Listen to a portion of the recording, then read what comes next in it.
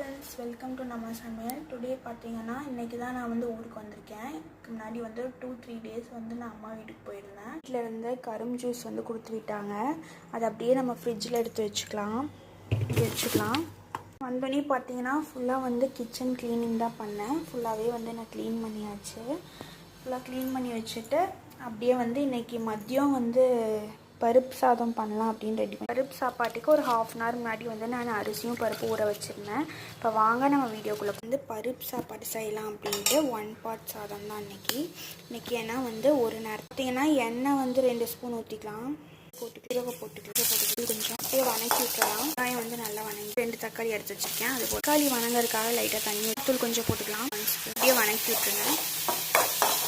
வந்து நான் ஒரு 3 டைம் கழிஞ்சு எடுத்துட்டேன். இதுக்கப்புறம் நம்ம தாளிச்சதில் கொட்டிடலாம். கொட்டி எடுத்துக்கிறோம். அதை போட்டு மணக்க பருப்பு சாப்பாடு வந்து ரெடியாக. சாப்பாடு சாப்பிட்டாலும் பருப்பு